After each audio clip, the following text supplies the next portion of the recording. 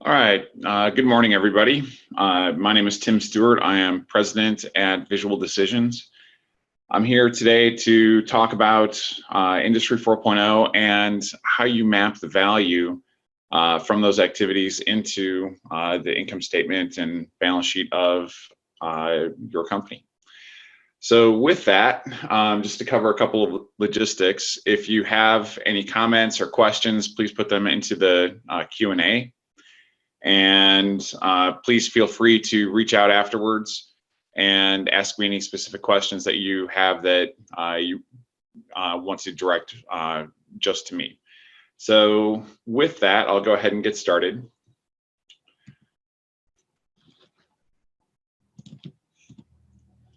So Industry 4.0 is a big deal. There are a lot of different companies pursuing Industry 4.0 techniques for a variety of different reasons to accomplish different goals.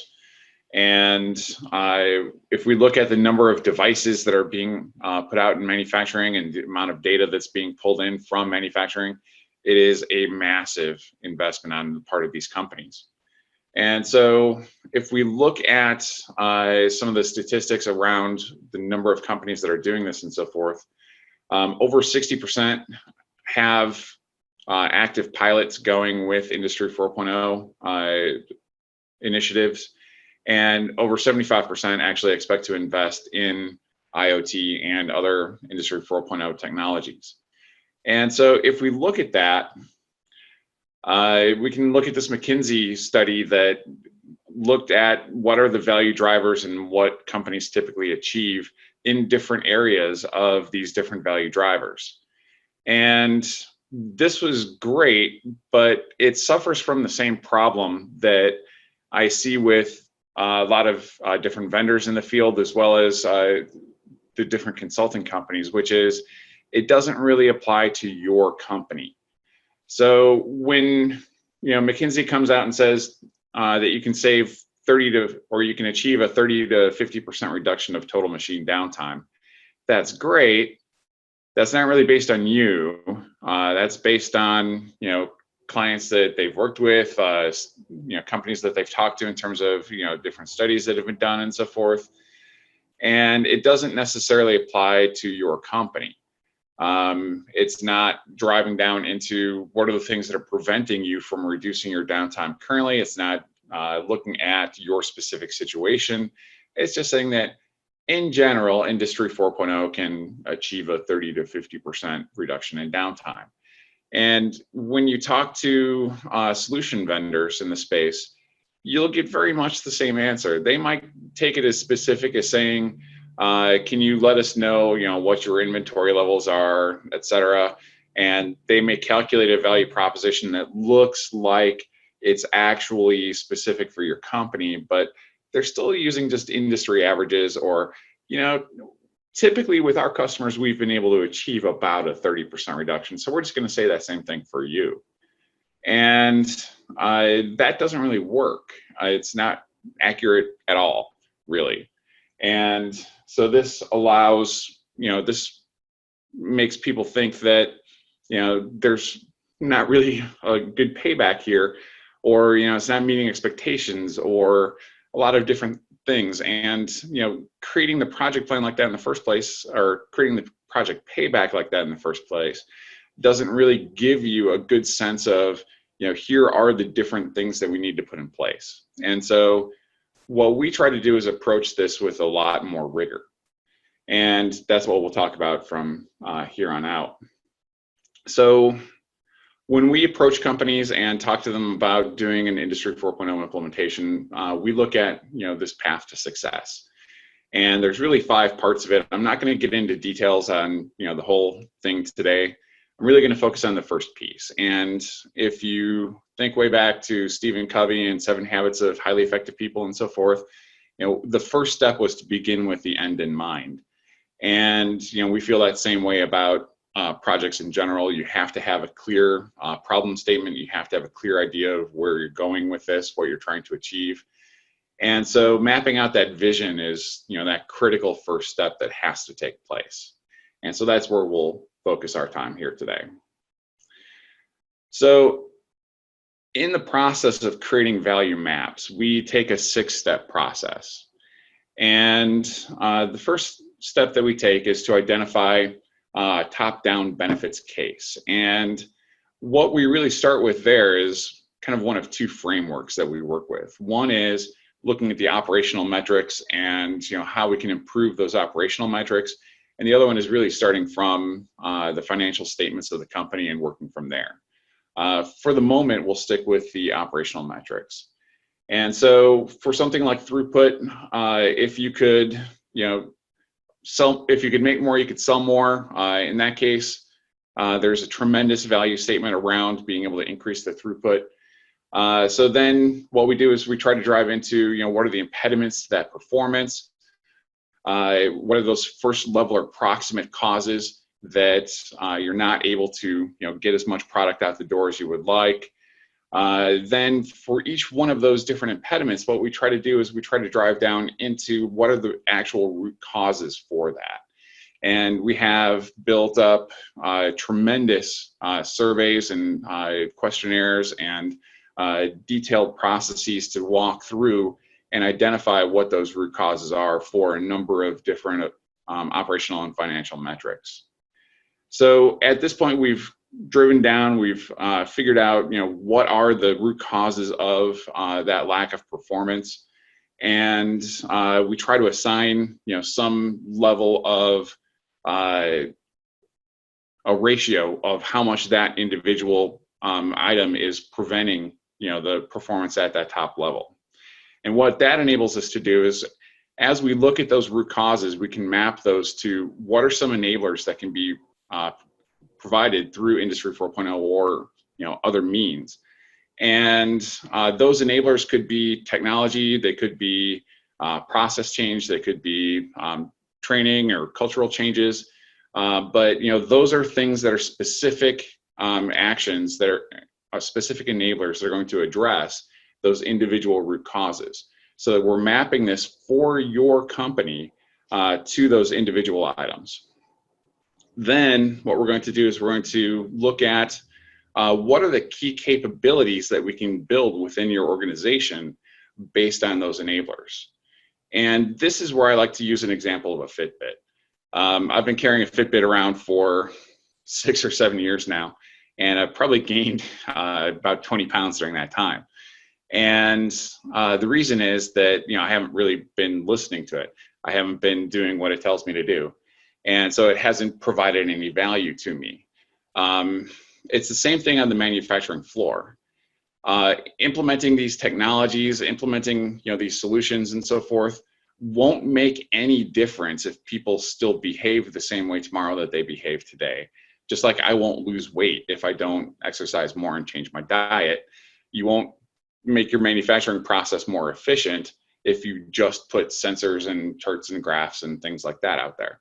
So people fundamentally have to do work differently tomorrow than they do today. So when we look at that, when we look at those behaviors or those capabilities within the company, what are we putting in place based on the enablers that we're implementing? And so if we're implementing something that does a better job of predicting downtimes and so forth, somebody still has to take the action to act upon those recommendations. If we put something in place to do better root cause analysis, somebody still has to go through that process and actually take action on that and so forth. And so building up those capabilities within your organization are the things that actually drive the benefits. It's not the technologies themselves, it's not the widgets, it's not the charts and graphs, it's not the predictive models and machine learning.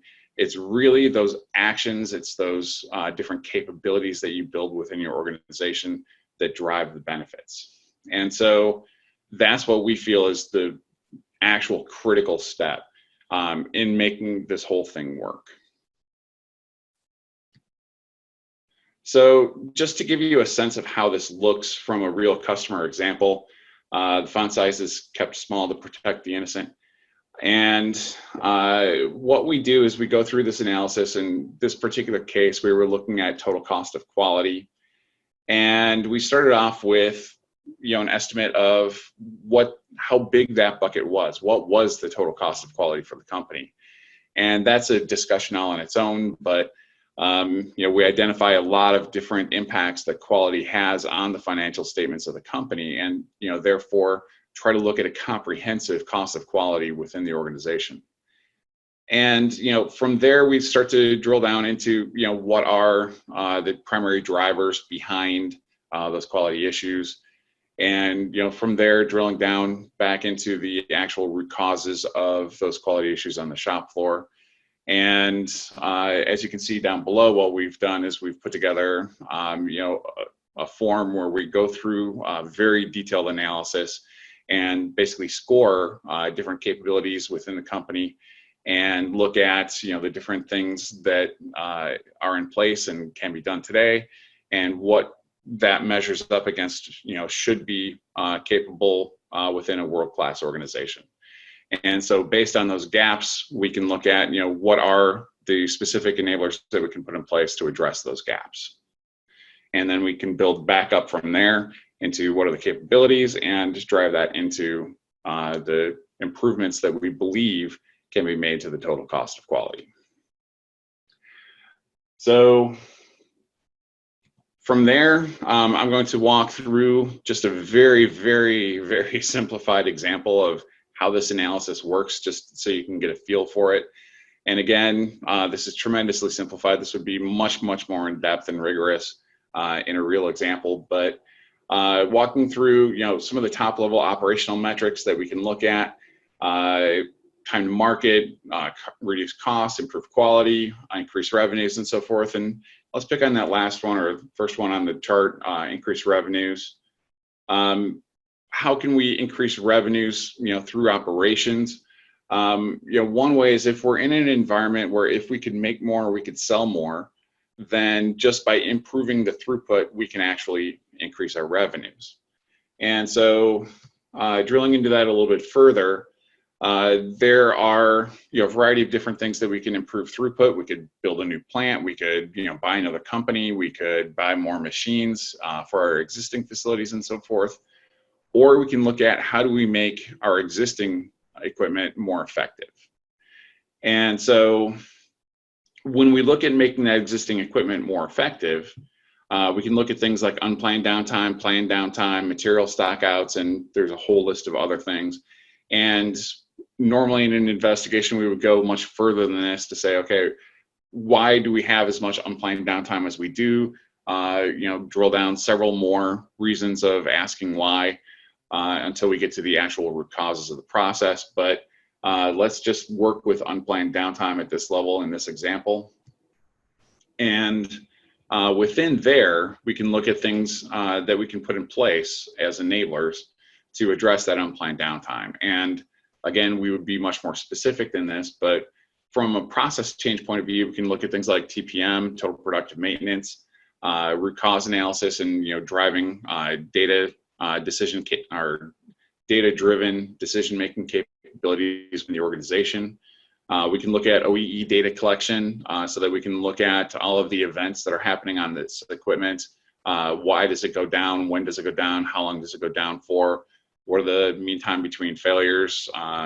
What is the mean time to repair, and so forth?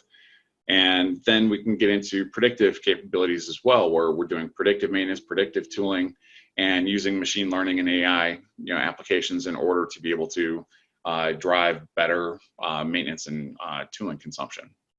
And so once we put those enablers in place, now what we're looking at are what are the capabilities? How do we use this in our daily work?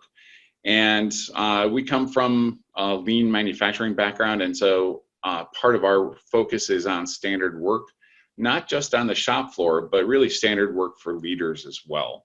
And so if you're putting a large screen display out on the shop floor to take place of a whiteboard that might be out there currently, how do you reorganize your stand-up meetings within the organization so that everybody can take advantage of that higher level of information that can be presented on that big screen TV instead of a whiteboard?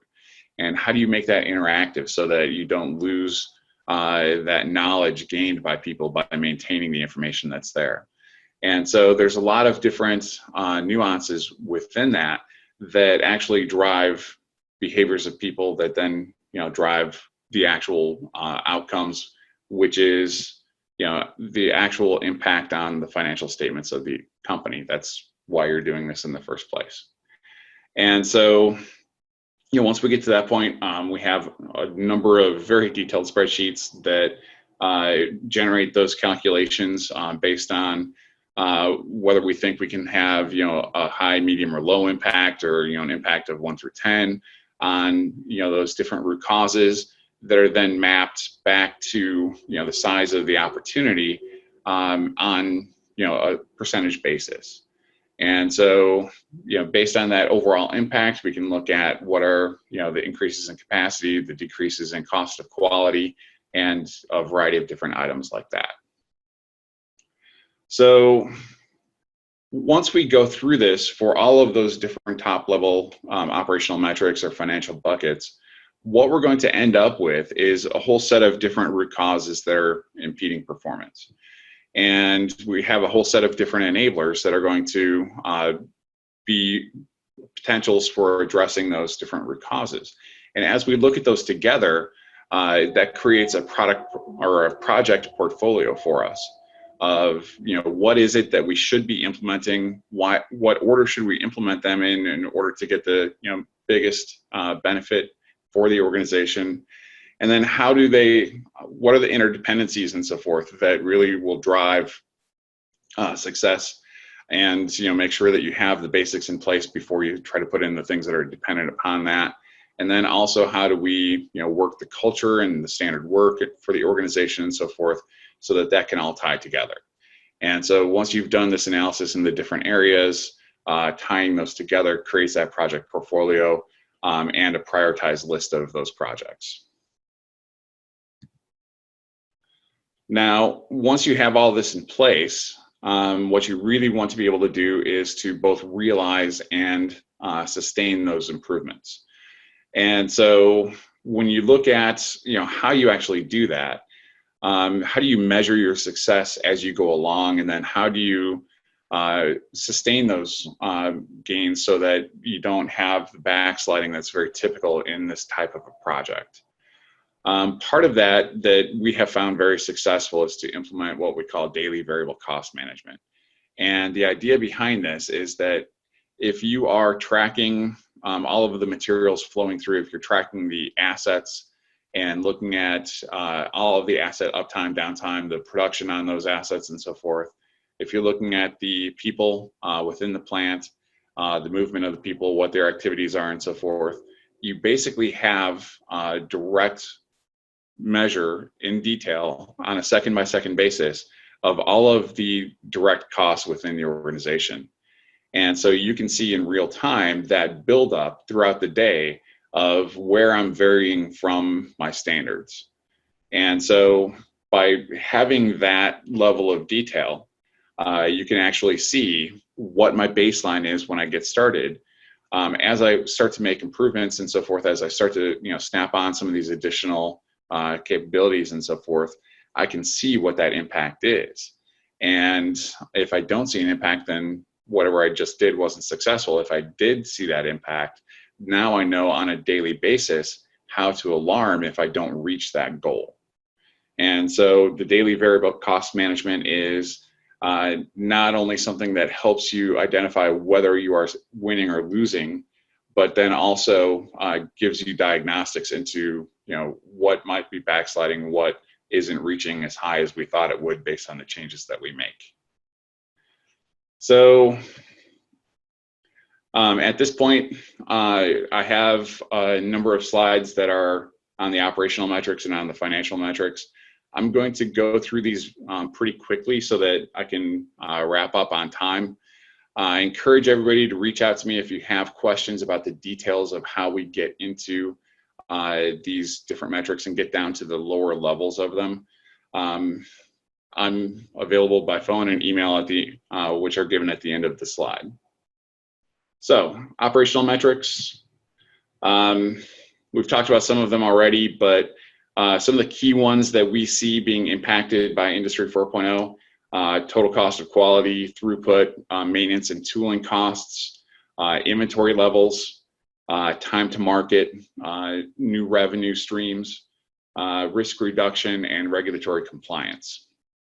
I've picked out a few of these to go through in a little bit more detail here this morning. The first is total cost of quality.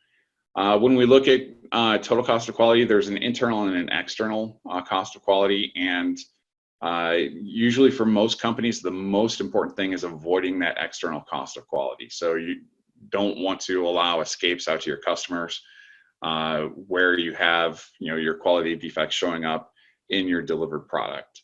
And so there are different techniques within Industry 4.0 that you can utilize that will help reduce those escapes. For instance, putting a vision system in place of people. We worked with a company that made huge plastic sheets, 100 feet wide. And they had, as they were extruding these plastic sheets, they had operators that stood on either side of it and visually looked for defects 8 hours a day. And as you can imagine, they did a great job in the morning. They did a great job in, right after lunch. But towards the end of the day and towards, right before lunch, their attention wandered a lot, staring at gray plastic sheets for hours on end. And so we were able to implement a vision system there. And in combination with the workers, that actually did a much, much better job of catching the quality defects and so forth. Warranty analysis. So when you do have things that make it out to the field, being able to look at, for these things that are in warranty, what happened when those went through the shop floor, and what were the anomalies, maybe it was within range, but you're finding out that that range is actually too broad because things that are at the top of the range tend to end up in warranty, as they go through their life cycle out in the field. From a product perspective, you can start to put sensors in the equipment so that you can actually see the usage of those things out in the field, and start to get a sense of, is it the manufacturing process, is it the design, or is it the usage that's driving these warranty claims?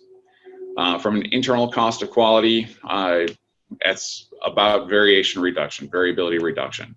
And so how do we identify where the variability is coming into the process? How do we track the process variables as things are manufactured and start to reduce those?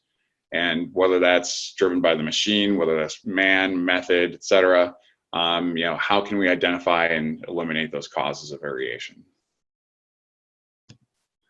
Improving throughput really comes down to either reducing downtime or faster production rates. And downtime could be caused by a wide number of different issues, whether it's change-ups, whether it's unexpected downtime, et cetera. And there are Industry 4.0 techniques, plethora of Industry 4.0 techniques that can be utilized to reduce the downtime. Faster production rates, typically there's a trade-off between how fast you can run a process versus the quality that you get out of that process or the amount of downtime that you see in that process.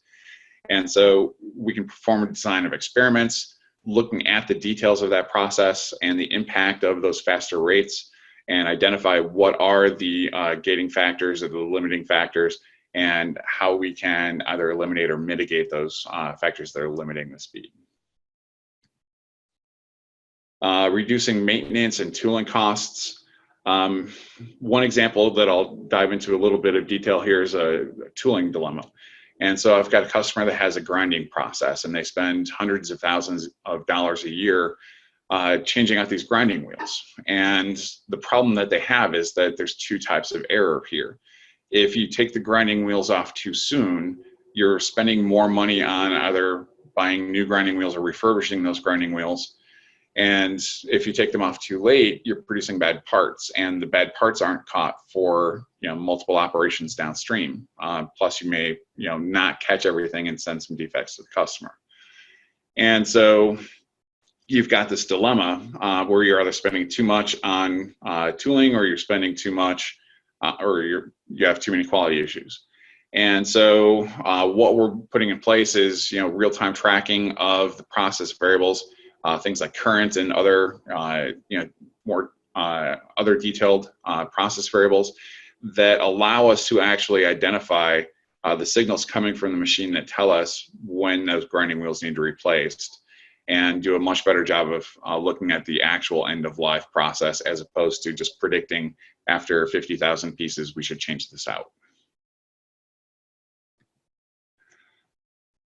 Replacing inventory with information. This has been a mantra within the software industry for years and years. But essentially, there are a limited number of factors that drive your inventory calculation. There's your lead time supply, or lead time of your supply, the variability of that lead time. There's your predictability of demand, and then there's the service level that you want to maintain. So obviously, anything that you can do to improve those factors is going to reduce the amount of inventory that you have to carry. And if you think about all the things that we just talked about in terms of quality as well as throughput and so forth, those are all things that are going to both shorten those supply lead times as well as reducing the variability of those lead times. And so as we can achieve those gains, we have a secondary benefit of actually reducing the amount of finished goods inventory that we have to carry. Likewise, as we improve our predictability of manufacturing, we can then reduce the amount of raw material inventory that we have to carry as a result. So those are some examples from a operational perspective. I want to leave some time at the end of this for questions, so I'm going to go through the financial performance very quickly. If we look at the financial performance of an organization, essentially one way to think of that is that an organization is a money machine, and you put money in at one side and you're hoping to get more money out at the other. And the way that that happens is obviously you're adding value to products and materials and so forth, and selling those out to the marketplace, providing services, etc. And so what can we do to make that money machine more effective? Where are the wastes? How can we identify those wastes, and how can we eliminate or mitigate them? And so from a financial perspective, we go through and do a very detailed analysis on the income statement, P&L, and as well as the balance sheet, and look at the impacts that we can have from an Industry 4.0 perspective on those different statements. And we break that down both numerically as well as visually so that we can actually see those impacts. We are, after all, visual decisions. And so taking a few examples from here, if we look at the cost of goods sold and the material costs, if we can reduce the quality cost, obviously that has a big impact on our material cost. Overages are another big thing in, for instance, the food and beverage industry and certain CPG industries as well. And if you have a loaf of bread that's supposed to be 12 ounces, it needs to be 12 ounces when it gets to the shelf. And so typically, based on the variability of that weight, what you do is you set your process center to be some amount above 12 ounces so that you're reasonably confident that every loaf of bread that ships is at least 12 ounces. And based on that variability and that based on that overage that you're setting, you are fundamentally losing money. And if you could control that process more tightly, then you would reduce that amount of overage. Another factor in this that's not often taken into account is that working with your vendors as you're negotiating with them on next contracts and so forth, if you can track what is the total impact of quality issues coming from that vendor on your manufacturing process, including downtime, scrap, going out to the customer with warranty issues and so forth, the complete impact from that vendor, you can bake that into your negotiations for your next contract, or you can use that to identify a different vendor. Labor cost. Typically, I don't like justifying projects based on labor. In certain cases, that's required, but the bucket that I do like to look at here is overtime. And overtime can have a number of both structural and non-structural reasons for it. One is just the variability within production. You missed your production target for a given day, a given week, and therefore you need to run overtime to make up for that. Those are things that, as we address that variability in production, we will definitely address. But there are also structural issues where I may have very seasonal demand, and therefore I just know that I'm going to run overtime during those peak periods. And that's my trade-off for adding different machines and so forth. But as we can kind of raise the level of capability with the given staffing and the given machines and so forth, then we would need to run less overtime as we go through there. And that will also have an impact on if you do outsourcing during those peak times and so forth, to enhance your own capabilities, plus the inventory that you have to keep from an advanced buildup and so forth. From an indirect labor perspective, certainly maintenance is often a very large expense for plants, and a lot of time that's very overtime driven as well and so forth. But if your plant was perfect, if it never had a quality problem, and if it never had any downtime, you wouldn't need nearly as much engineering staff, quality staff, continuous improvement staff, etc. We'll never get to the point where everything is perfect all the time, but as much as you can improve the process, certainly you don't need as much overhead from that engineering perspective. From a corporate support perspective, as opposed to the plants, product design can be much more effective if you have information coming in from the field based on sensors in those products. If you have really detailed information available from the manufacturing process, you can make that design process and the product rollout process as a whole much more effective. In addition, producing better quality parts and so forth within the plant will certainly reduce the amount of warranty repair and field service that needs to be done. I talked about the tooling dilemma before, but as you do a better job predicting maintenance downtime and so forth, and catastrophic failures, the maintenance spares can also be reduced. One thing that I'm doing with some customers is really driving into the process FMEA and tying that into Industry 4.0, and how do I look at those different failure modes and the effects of those failures, and address those through these Industry 4.0 techniques. Logistics costs, expediting is a huge cost for some businesses, and again, that's driven by the variability in the process. The Industry 4.0 combined with Lean Six Sigma techniques and other operational excellence techniques can really reduce that variability within the process, and therefore you can reduce your expediting and other costs associated with logistics. Moving over to the balance sheet for a minute, I'm just going to focus on the production equipment here. Certainly from that point of view, if you increase your OEE, if you're at a poor OEE right now, if you're at 30% OEE, if you can get to 60%, you've doubled your productive capacity on the same equipment. And so there are definite opportunities to avoid capital spending on additional equipments, additional facilities, and so forth, if you can improve the capacity of the machines that you already have. So with all of that, again, I flew through this. I didn't get into those details that you saw from the slide customer example that we had where we went through the survey and so forth. I'm more than happy to talk to your different companies about all of those different things.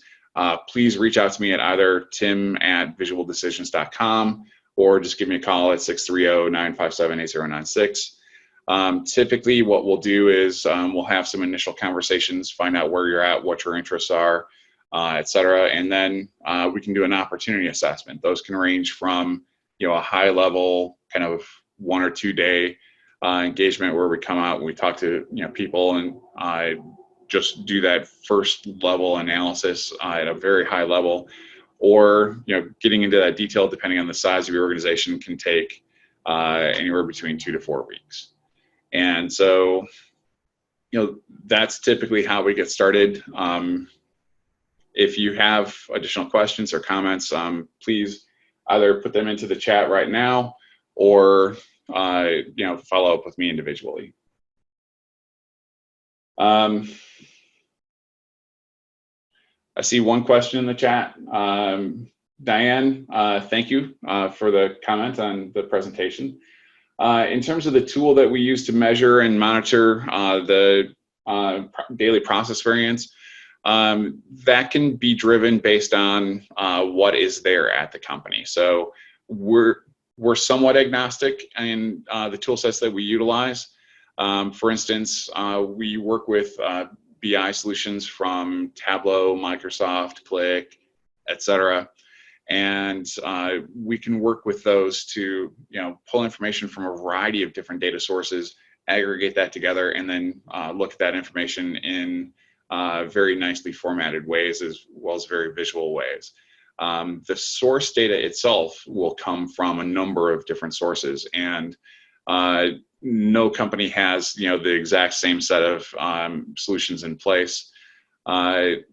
That can come from certainly the ERP system, SAP, Oracle, etc., and then the different shop floor systems as well. And so very typical Kronos for personnel, and then material movement is usually captured within the ERP system, but then information about the assets and so forth is going to be either coming from an OEE system or IoT platforms such as PTC ThingWorks, a variety of other different sources as well, and then quality information might come from another place entirely.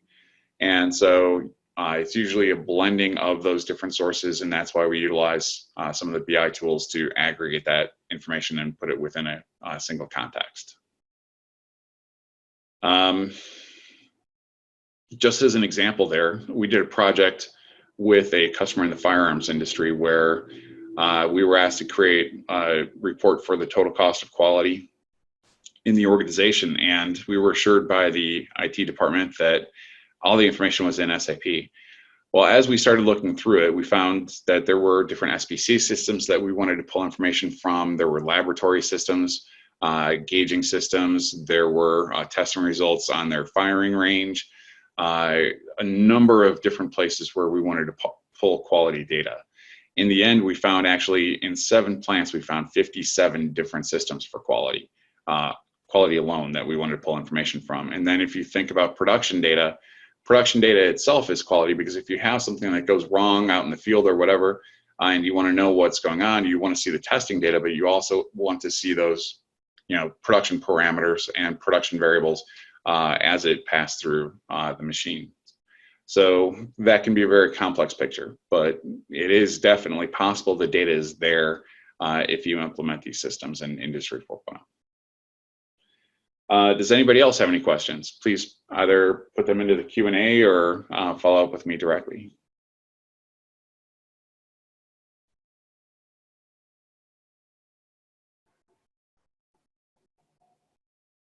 All right, with that, I thank you all for your time this morning, and I look forward to chatting with you all in the future. Thank you very much.